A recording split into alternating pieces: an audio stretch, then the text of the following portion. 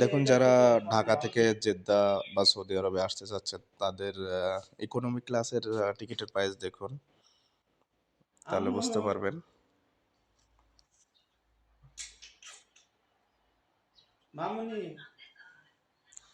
দেখুন, ইকোনমিক ক্লাসের প্রাইস হচ্ছে ৭৯,০০০ টাকা, এটা সর্বনিম্ন যেটা ইন্ডিগোতে। তারপরে দেখেন সৌদি এয়ারলাইন্সের আছে হচ্ছে ১,৬১,০০০ টাকা। তারপরে আবার ইন্ডিগোতে আছে ৮২,০০০ টাকা, ১,০২,০০০, বিভিন্নতে বিভিন্ন রকম আছে। এটা ইকোনমি ক্লাসের।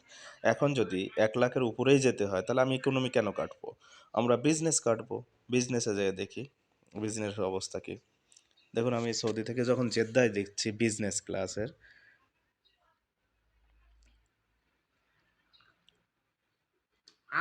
দেখুন ১,৩৮,০০০ আমরা বিজনেস ক্লাসে ইমিরেটসে পাচ্ছি।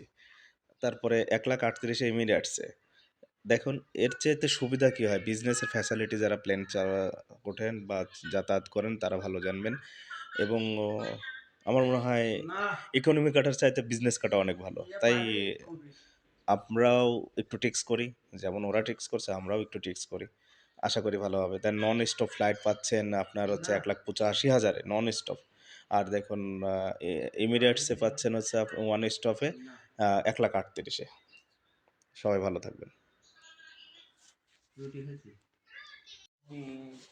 দেখুন, যারা ঢাকা থেকে জেদ্দা বা সৌদি আরবে আসতে চাচ্ছেন তাদের ইকোনমি ক্লাসের টিকিটের প্রাইস দেখুন, তাহলে বুঝতে পারবেন।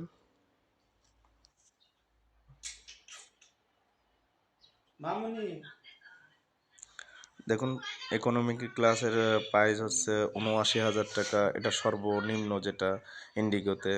তারপরে দেখেন সৌদি এয়ারলাইন্সের আছে হচ্ছে ১,৬১,০০০ টাকা।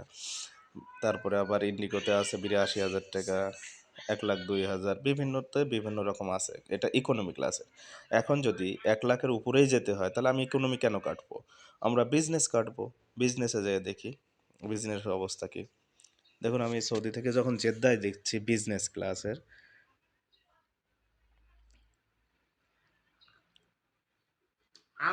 দেখুন ১,৩৮,০০০ আমরা বিজনেস ক্লাসে ইমিরেটসে পাচ্ছি। তারপরে ১,৩৮,০০০ এমিরেটসে। দেখুন, এর চাইতে সুবিধা কী হয়? বিজনেসের ফ্যাসিলিটি যারা প্লেন ওঠেন বা যাতায়াত করেন তারা ভালো জানবেন। এবং আমার মনে হয় ইকোনমি কাটার চাইতে বিজনেস কাটা অনেক ভালো। তাই আমরাও একটু টিক্স করি, যেমন ওরা টিক্স করছে আমরাও একটু টিক্স করি। আশা করি ভালো হবে। দেন নন স্টপ ফ্লাইট